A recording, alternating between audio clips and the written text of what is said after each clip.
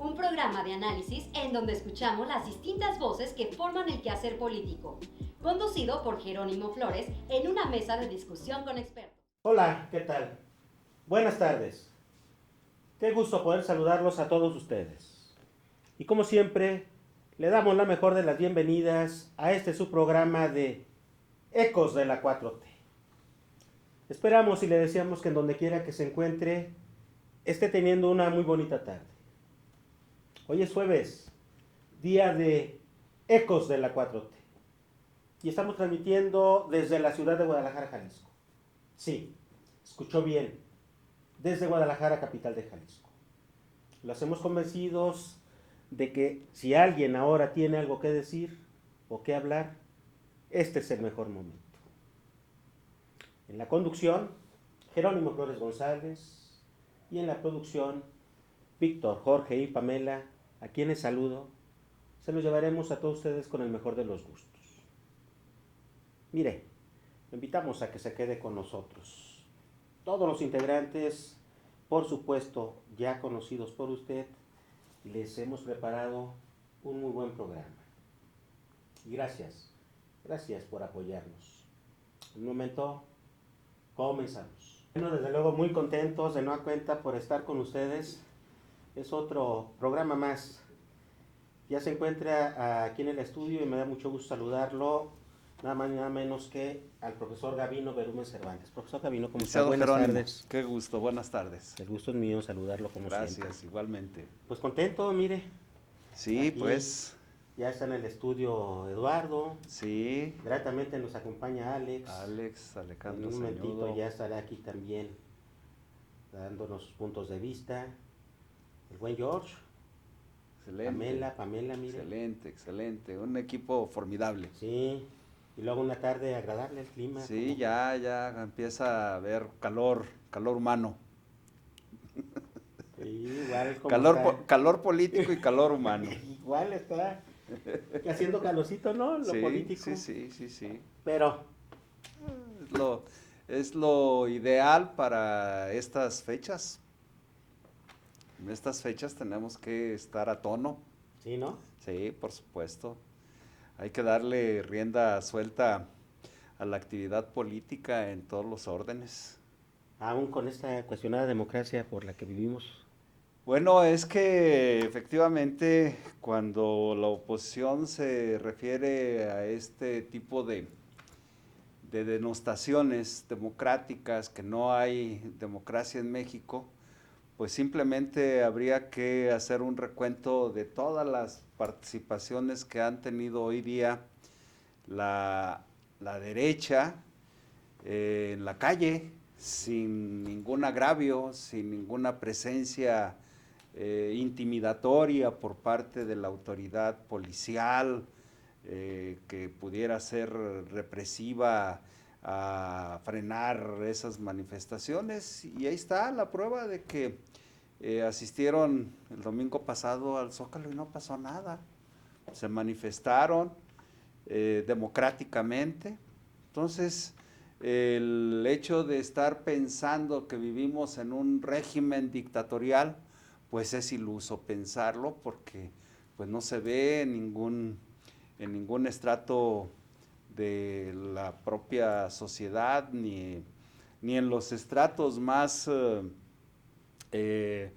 pudiéramos pensar económicamente hablando, que se les esté lesionando a sus proyectos económicos. Al contrario, el propio presidente de la República dice que no les va mal, que en este sexenio les ha ido muy bien, y efectivamente tan les ha ido muy bien que el propio Carlos Slim en este periodo ha duplicado su fortuna.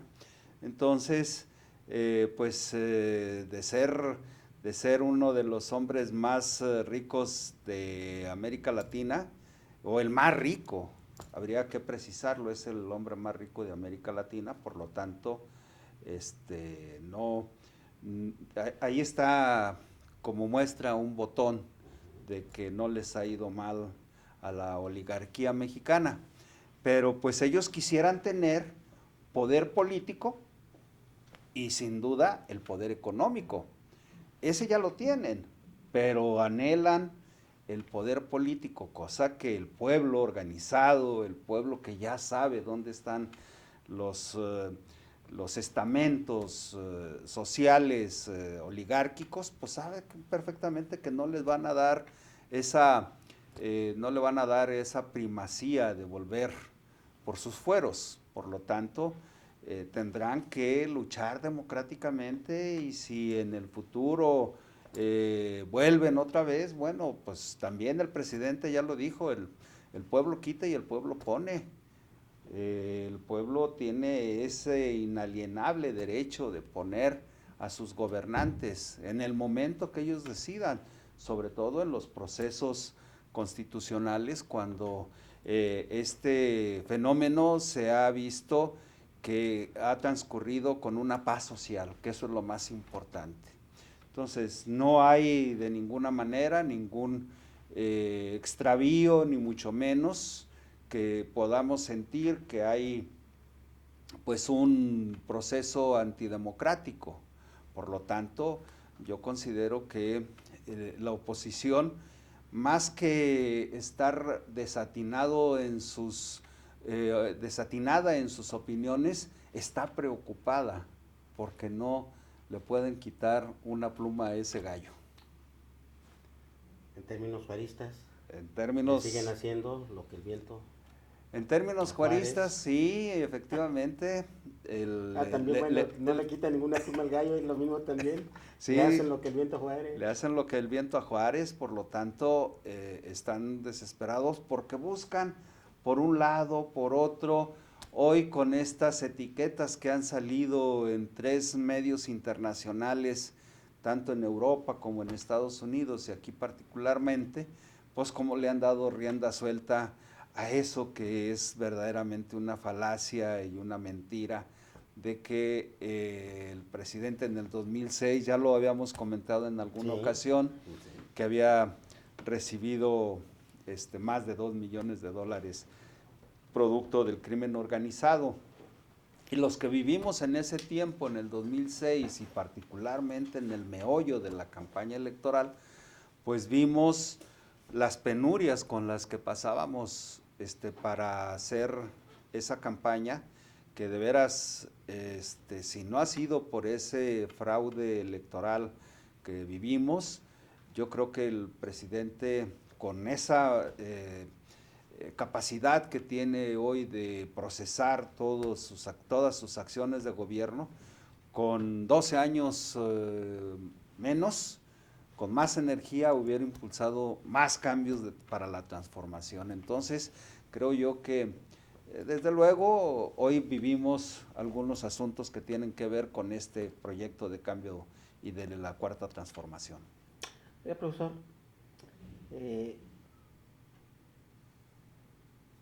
desde luego que regresaremos ahorita en unos momentos más a la cuestión de carácter político. Sin embargo, es bien interesante, pues, lo que afortunadamente en el país, en el plano económico, está sucediendo.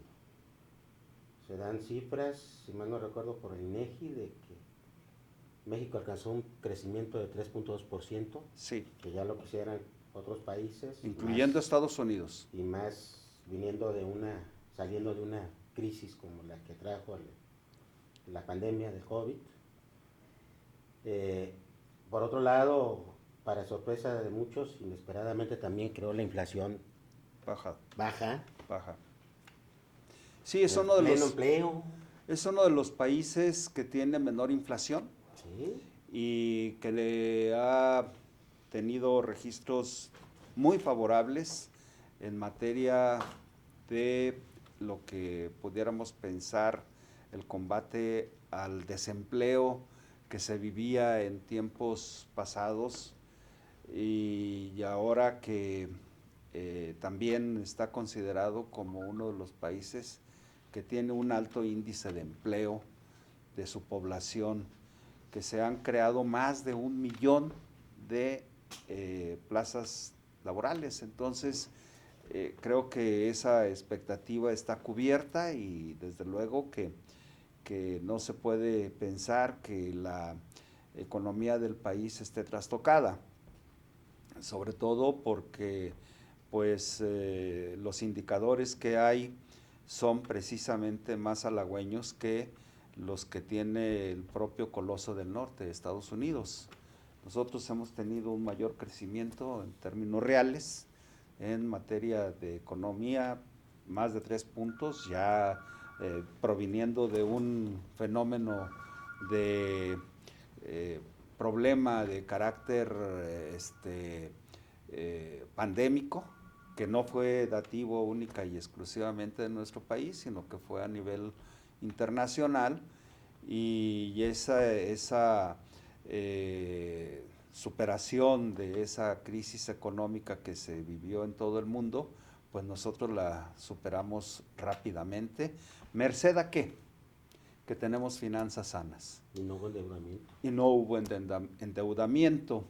El presidente hizo caso omiso de lo que le estaban queriendo imponer las élites financieras internacionales, en el sentido de que solicitara unos créditos que tenía nuestro país, crédito abierto en la banca mundial y en la banca interamericana de desarrollo, y les dijo que no íbamos a ocupar, pero que era también importante financiar a los capitalistas, a los dueños de las empresas, y les dijo, no, ellos tienen que llevar a cabo adelante sus proyectos y programas de expansión y de superación en cuanto a sus trabajos, la propia manera de estar generando los empleos y generando riqueza. Entonces él dijo, no, vamos a apoyar abajo. Eso es una de las cuestiones importantes. Los programas sociales han sido definitorios para que nuestro país esté resistiendo cualquier andanada del extranjero en materia de crisis económica que se pudiera presentar. Entonces, ¿quiénes son los que salen airosos en estos momentos? Pues los países con mayor capacidad económica que el nuestro, pero aún así los países, México está mejor posicionado económicamente que Estados Unidos y los países europeos. Entonces, ha sido un acierto del presidente de la República que pueda tener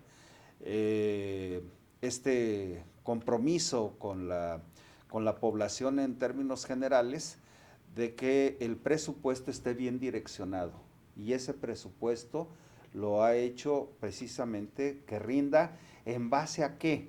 A estar combatiendo la corrupción como nunca antes se había visto, porque en el pasado uno de los problemas más graves que acusaba el sistema económico nuestro era la corrupción que se daba entre los propios altos funcionarios de la administración pública. Y entonces hoy que hay una administración bastante bien direccionada, pues entonces el presupuesto alcanza.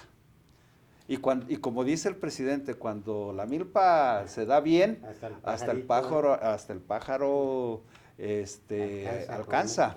Entonces, creo que eso es algo que nosotros no podemos soslayar, y tenemos que estar replicando y tenemos que estárselo informando a la población. Oye, pues sin duda es importante la estabilidad económica. Y pues ahora sí que los detractores al actual gobierno de la transformación deberán estar muy atentos a la frase que soltó, que es, ¿no? Es la economía, acuérdense. Sí. ¿Quién lo dijo? El señor Bill Clinton, o quién lo dijo en algún foro. Sí. Es la economía, y soltó una frase muy fuerte que no tiene caso. No tiene objeto, pero el asunto ahí es muy importante, del que nosotros estemos determinando que tenemos una muy buena administración pública federal. Va por buen camino. Va por buen camino. Oiga, profesor Gavino. Oiga, ¿cómo calificar, cómo entender lo que retomando lo que usted comentaba o rescatando parte de lo que decía, pues de que se advierte una cierta desesperación con respecto de la oposición al actual gobierno. Yo pienso que ya están en un plan muy provocador, pero tremendamente, a juzgar pues por lo que lo que yo veo, pues por ejemplo, en pleno sí proceso electoral, pero en intercampañas, el hecho de que por una supuesta defensa de la democracia, al filo ahí del marco jurídico, que en mi opinión a lo mejor ahí hay que revisarlo y puede ser una ilegalidad, sin embargo lo hagan con un afán provocador, y pues estas campañas también tratando de ensuciar a la investidura presidencial, y pareciera ser pues que también hay un propósito de querer empañar el proceso electoral en turno. ¿Cómo entender? Bueno, es que aquí se coligen varios aspectos que tienen que ver con los intereses, no nada más económicos nacionales o los supraintereses económicos nacionales, sino también los del extranjero. Si nosotros podemos visualizar en dónde se empezó a maquinar este engaño, esta engañifa de estar pues tratando de ensuciar el tema de que vivimos en un narcoestado, simplemente analicemos a dónde fue la candidata de la oposición. Fue a Estados Unidos, fue a España y fue con el Papa. Entonces, visita 3 entidades muy poderosas, económicamente hablando, pues el imperio norteamericano, el imperio europeo, porque pues no podemos desestimar a la Comunidad Económica Europea, que es un bastión muy importante de todas las naciones que confluyen en esa comunidad, y el Vaticano, la visita con el Papa. Pero ahí es donde ella empieza a deslizar esa engañifa de que pues va a ser una elección de Estado y que va a ser una elección donde el gobierno de la República y el presidente Andrés Manuel López Obrador particularmente están metiendo las manos, cuando no es así. Entonces ahí empieza a deslizarse toda esta campaña urdida precisamente por la candidata de la oposición, la señora X.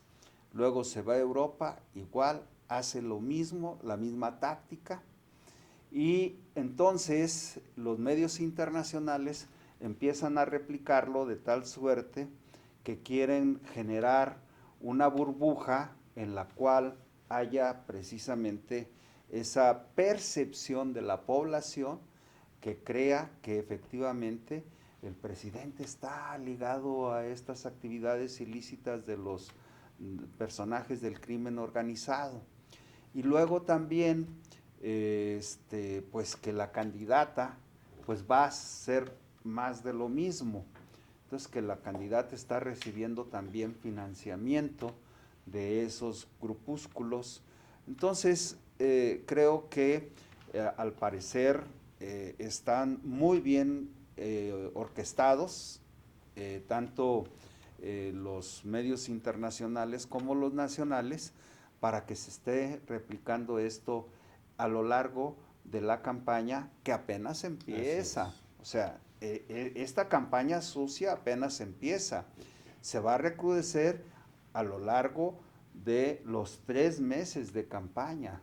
Si ya estábamos teniendo atisbos de qué dimensión va a ser esta campaña sucia, de desinformación, porque no están tratando de informar, o no está tratando la candidata de proponer un programa de gobierno que le sea atractivo a la población y convencer a la población de que es la mejor opción.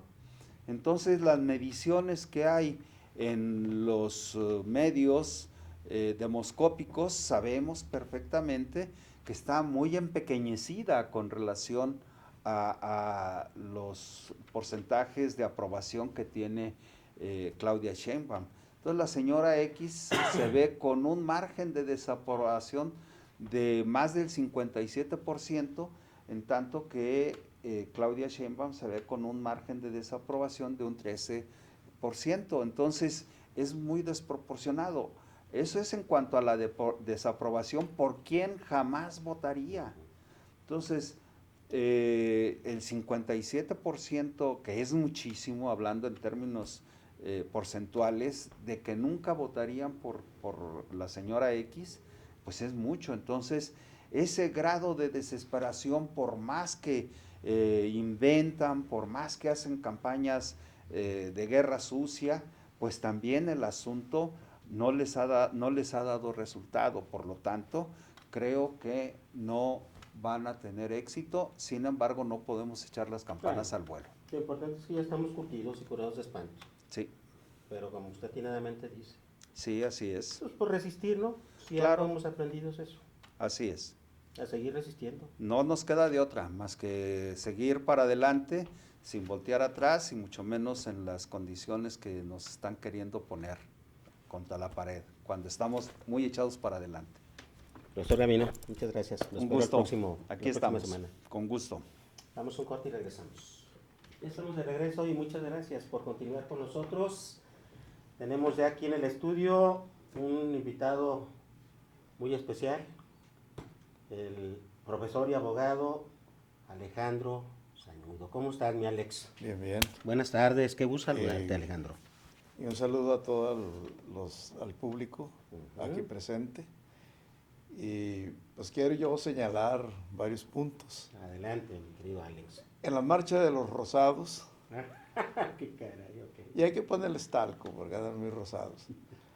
Esos señores no saben lo que es un país autoritario porque nunca han sentido la represión del Estado. Deberían de dar gracias a Dios, a Andrés Manuel López Obrador, que él ha abierto las puertas de la democracia y es un gran demócrata. No ha habido, después de haber llegado Juárez, de haber llegado Madero, un hombre tan certero como Andrés Manuel López Obrador y el general Lázaro Cárdenas. Son los únicos. Yo quiero señalar varios y puntualizar que la democracia es el mandato del pueblo por el pueblo. Estos señores son pirurris, son señores que son hijos de algunos que en el pasado eran poderosos económicamente y que con el neoliberalismo hasta ellos mismos se fueron de más a menos. Prueba de ello es que Andrés Manuel López Obrador gana el proceso electoral. A mí me da risa cuando dicen que Andrés Manuel recibió dinero del narco. Yo nomás les quiero preguntar a esos señores, ¿qué pasó con el dinero del chinito? ¿De dónde venía ese dinero? Ese dinero venía de la CIA y venía de la DEA. Y ese dinero era precisamente para preparar un golpe de Estado si Andrés Manuel hubiera llegado en el 2006 a la presidencia de la República. ¿Para qué le hacen tanta vuelta? Si los narcos son Felipe Calderón, los narcos es precisamente Vicente Fox, que a su hermano, antes del proceso electoral de Vicente Fox, fue detenido en Estados Unidos y Zedillo tuvo que pagar una cantidad numerosa de dinero, de dólares, para que lo soltaran, porque ese personaje estaba detenido con un cargamento de marihuana. Según el libro que se llama el puerco espín, el oso y el puerco espín, escrito por un ex embajador de México aquí en nuestro país. Por esas razones nos dan risa, porque están como aquel que fue a asaltar a una tienda y al salir dijo, agarren el ladrón. Sí, están igual, porque ellos sí son narco y fueron narcopresidentes. Desde Salinas de Gortari, con el hermano, que era quien manejaba todo el negocio de la droga, con los mismos, con el Chapo Guzmán, con todos. Luego, si vemos nosotros al señor Felipe Calderón, pues ya sabemos que el que está detenido era el que manejaba todo el asunto de la droga. Entonces, ¿de qué hablan? Ellos dicen eso con tal de que Andrés Manuel no tenga las preferencias que tiene y la aceptación de la sociedad en su conjunto. Para saber lo que es la antidemocracia, que uno la vivió con el PRI en el poder, con el PAN en el poder. Pregúntenle a Genaro Vázquez Rojas, pregúntenle a Lucio Cabañas, pregúntenle a los del 68, a los del movimiento ferrocarrilero. Del movimiento ferrocarrilero, a Demetrio Campa. Vallejo, que estuvo 11 años en la cárcel por ideología, por principios de una lucha sindical. Pregúntale a Rafael Galván, de la Tendencia Democrática del SUTER, que fue corrido de la empresa. Hay un sinnúmero. En el magisterio. El magisterio, bueno, a Otón Vázquez, Salazar, que era del RMM. Otón Salazar era un dirigente sindical del movimiento del magisterio, muy importante, porque él creó las bases de ese sindicato. Y sin embargo fue perseguido, fue torturado, y a mí me tocó ciertas experiencias, muchas experiencias, y las experiencias fueron que comúnmente cuando andábamos haciendo trabajo político éramos perseguidos. Yo estuve detenido en Tequila, estuve detenido en otros lugares por razones ideológicos y políticos, porque en ese entonces estábamos haciendo trabajo para el Partido Mexicano de los Trabajadores, donde estaba Beberto Castillo, que también sufrió de represión en el 68. Por eso me da risa de estos pirurris que digan eso, cuando no han vivido lo que es ser un gobierno autoritario. Aquí Andrés Manuel le ha dado todas las facilidades a la población para que se exprese, para que luche, para que se organice. Tan es así que la libertad sindical se abrió, ¿sí? Y puedes formar cualquier sindicato. Oye, Alejandro, desde luego que muy interesante todo lo que nos acabas de plantear en el segmento anterior. En este momento importante que vivimos en el país, ¿qué es lo que tiene que hacer todo aquel integrante que apoya este movimiento de la transformación? Yo pienso que ahorita en la actualidad debemos de ponernos las pilas, todos los ciudadanos mexicanos, que estemos de acuerdo, porque la mayoría estamos de acuerdo en este cambio, porque sí ha habido un cambio, tan es así que la situación que Andrés Manuel ha realizado, el trabajo que ha hecho, hace cuenta que armó un rompecabezas, porque nuestro país estaba completamente destrozado por el neoliberalismo, por estos que dicen que no hay democracia. Aquí ahorita lo importante es salir a la calle, tocar puerta por puerta, empezar a organizar a la gente en pequeños núcleos de base para la defensa del voto, porque se van a ir sobre la compra de votos, porque les están aventando muchísimo dinero del extranjero, principalmente de las organizaciones de ultraderecha de Estados Unidos y España. Yo lo que veo es que no es tan difícil hacerlo, porque somos muchos los que estamos de acuerdo con el proyecto de la Cuarta Transformación. Xóchitl Gálvez, eso sí lo puedo decir yo, no lo dice el presidente de la República, eso lo digo yo.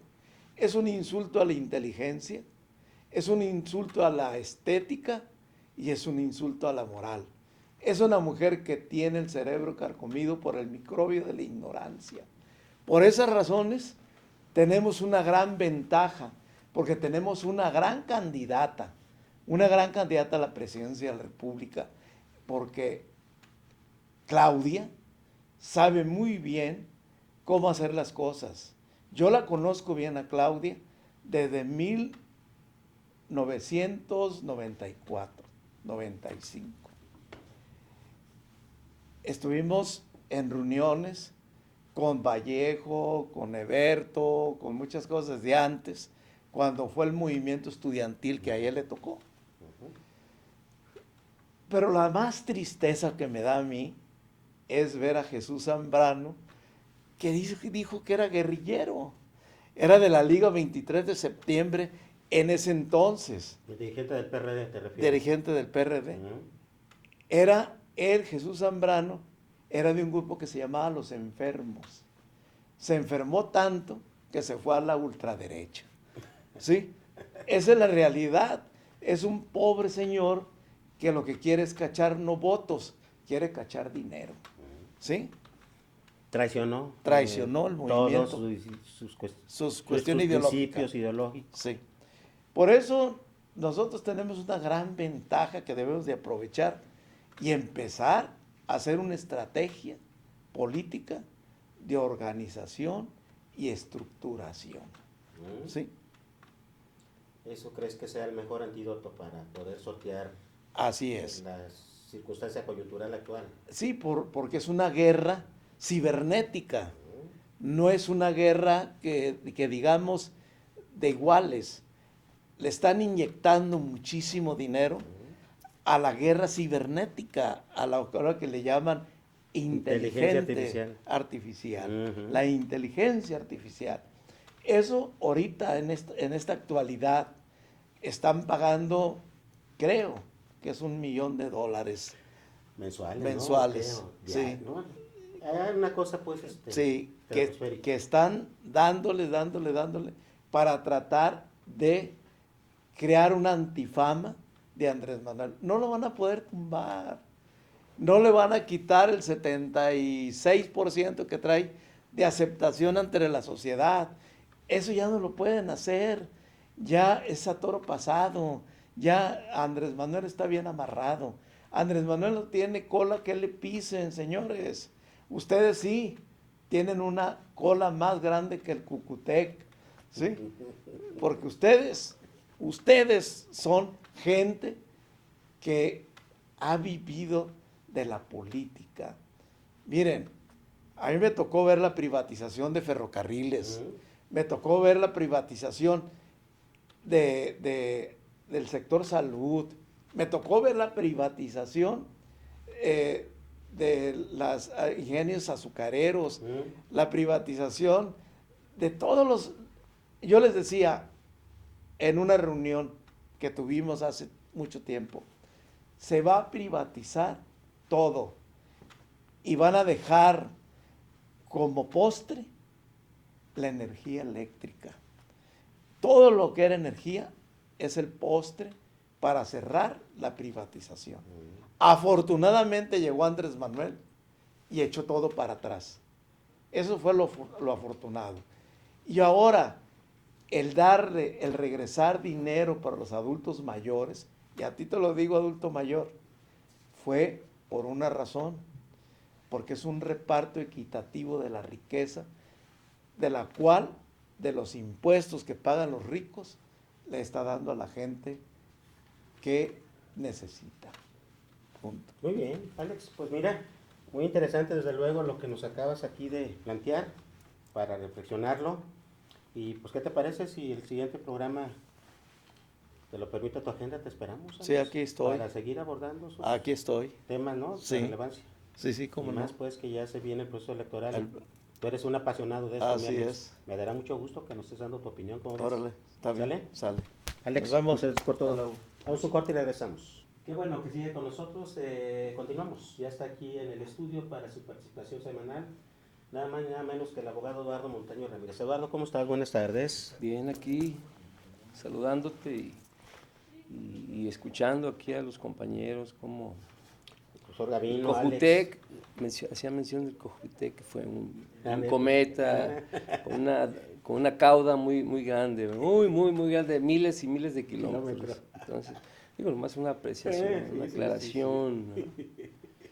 Sí, mira, hay varios temas, incluso escuchaba también al profesor Gavino como hablaba de la democracia, y yo diría que hay mucha ignorancia. Por ahí se mencionó el virus de la ignorancia que habita en el cerebro de una de las candidatas, ¿verdad?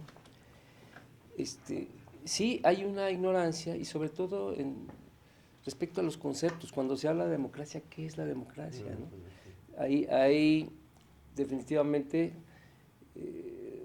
siento yo, una necesidad de redefinir para poder entender lo que es ahora nuestra democracia, que dista mucho de lo que fue en la Grecia clásica, ¿no? Y a través de la historia en la Europa revolucionaria francesa, ¿no? Y hay una serie de conceptos que se han ido usando, que se han aplicado, que han nacido, que se ha ido transformando. Pero ¿qué es en México la democracia? Nosotros debemos entender un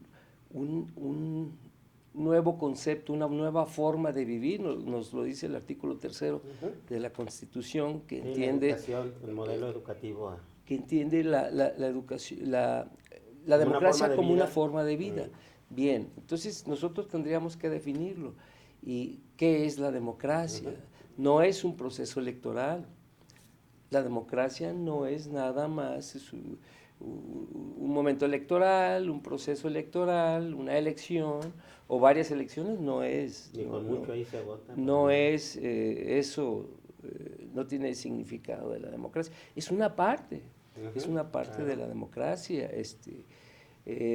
Hace rato mencionaba también el profesor Gavino cómo habla de la corrupción, y que la corrupción pues, se ha combatido. Pero una buena forma que ha tenido el presidente de combatir la corrupción es cobrar los impuestos a los que tenían que haber pagado impuestos, miles de millones. Yo me acuerdo hace pocos años a Televisa se le perdonaron 23,000 millones de pesos. ¿Cuánto debe, por ejemplo, el dueño de Televisión Azteca, ¿no? ¿Cuánto omitían en pagos empresas muy importantes, muy ricas, muy poderosas? Aquella venta de Banamex. Exactamente, que no se pagó ni un peso de impuesto, ¿verdad? Entonces, ese cobro, esa modificación, esa nueva actitud del gobierno de recaudar legalmente, no cobrarle de más, simplemente cobrar a los que tienen que pagar, a los que ganan dinero, ¿verdad? Yo he escuchado el pensamiento de algunos, de gente muy conservadora, empresarios conservadores, porque también hay empresarios muy liberales, muy abiertos, incluso podríamos decirle democráticos, ¿verdad? Sí. Y que entienden que hay que pagar impuestos para poder ganar dinero, para tener... y veo como hay parte del pensamiento conservador, es decir, que esos impuestos que se les dice es nuestro dinero, lo que nos está...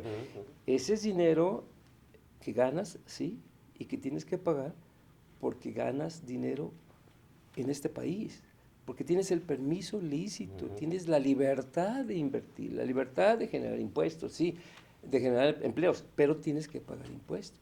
Entonces, eso se vuelve parte patrimonio del Estado, Claro. esos impuestos, que servirán para pagar la salud de la población, Sí, la educación, pues la pavimentación, la generación de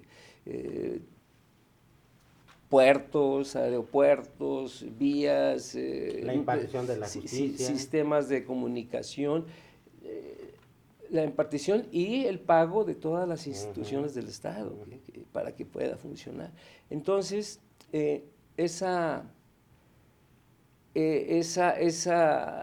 lucha contra la corrupción abarca todo eso, la exigencia del pago de impuestos y además, sí,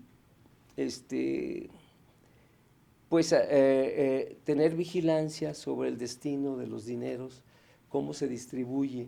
Hace rato también mencionaba que el que me antecedió, que la distribución de la riqueza. Por ejemplo, en la pequeña economía, en la microeconomía, en la economía se ha ido distribuyendo el flujo de dinero, existe.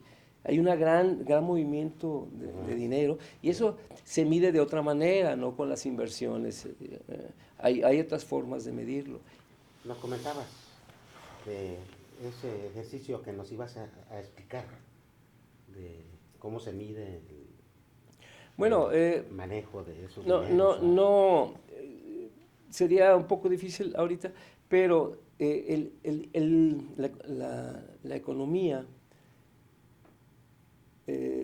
esa microeconomía se mide de otra, está medida y se puede advertir cómo el flujo de dinero, cómo se equilibra con la distribución de alimentos, por ejemplo, de servicios.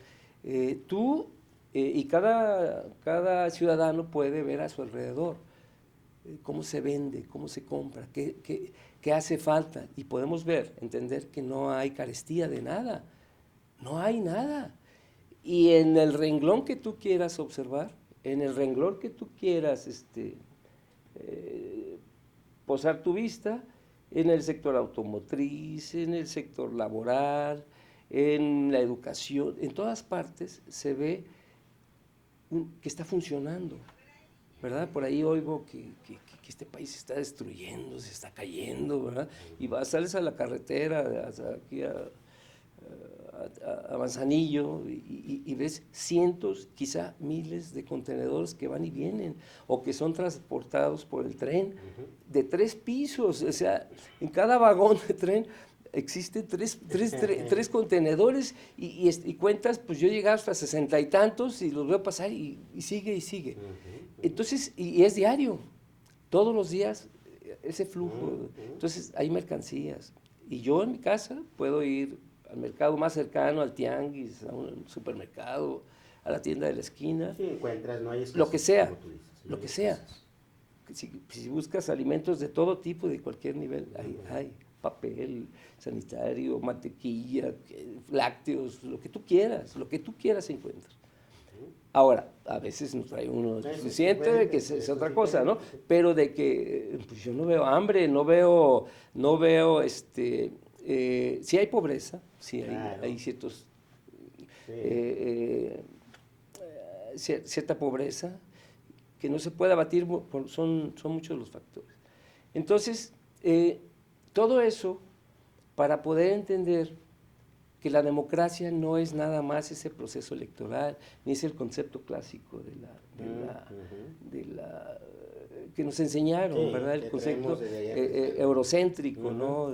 Clásico de la democracia. No, nosotros tenemos una nueva democracia y si volteas a otros países, a otras latitudes, por ejemplo, latinoamericanas, vamos a encontrar que existe también otras formas de democracia. Incluso si nos nos adentramos en el estudio de los pueblos mexicanos, que ahora que existían antes de la llegada de los españoles, cuáles eran sus formas de gobierno, nos vamos a sorprender. Nos vamos a sorprender de qué tipos de gobierno. Nomás te recuerdo algo que ya se ha comentado. No existía el concepto de libertad, de propiedad privada, para empezar, ¿verdad? No había desempleo. La educación, no había desempleo, todo el mundo estaba ocupado, ¿verdad?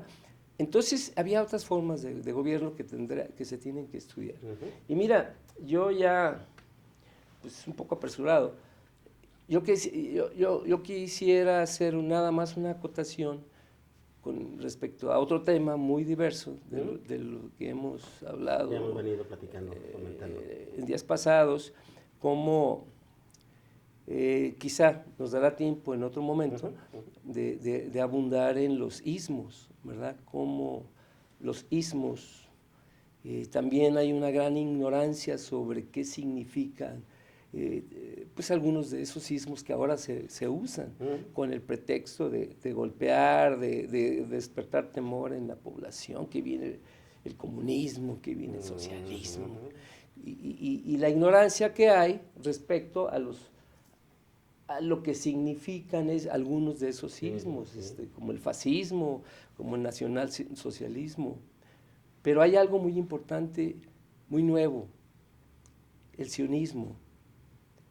El sionismo del que hablábamos la vez anterior, cómo el sionismo tiene una similitud casi total con el nazismo, ¿verdad?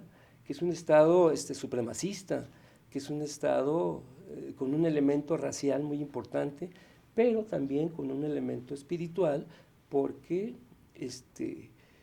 ellos, los sionistas, buscan, ya lo tienen, un Estado, pero en su territorio bíblico. Entonces, ¿cómo entender, qué podemos esperar si ellos buscan establecer, expandirse y destruir y expulsar a la población? Por ejemplo, en el caso de Palestina, como está sucediendo, que se está cometiendo un genocidio con el ánimo de expulsar a la población y finalmente apoderarse de ese territorio y posteriormente expandirse a otros estados limítrofes. Entonces, son ismos muy peligrosos que quizá continuaremos pues charlando de ellos, ¿no? Porque es muy importante. Sí, y ya para terminar, vemos cómo, al menos yo, con cierta inquietud, cómo nos amenazan a cierta gente ingenua que viene el comunismo y que le van a quitar su casa y les van a quitar sus hijos. Son discursos añejos, muy viejos, de los años 70, 60, que funcionaron, ¿verdad? Vacunaban a la gente y ahora quieren volverlo a hacer, pero pues ha cambiado las cosas. Es otra realidad, otro momento. Decías tú resistirlo. Resistir. Bien. Eduardo, te agradezco, ¿no? Gracias. Muchas gracias por siempre acompañarnos y estar aquí al pie del cañón cada programa. Aquí estamos a la orden. De esta manera hemos llegado a la parte final de otro más de sus programas de Ecos de la 4T. Les recordamos que transmitimos desde la ciudad de Guadalajara, Jalisco. Hasta la próxima.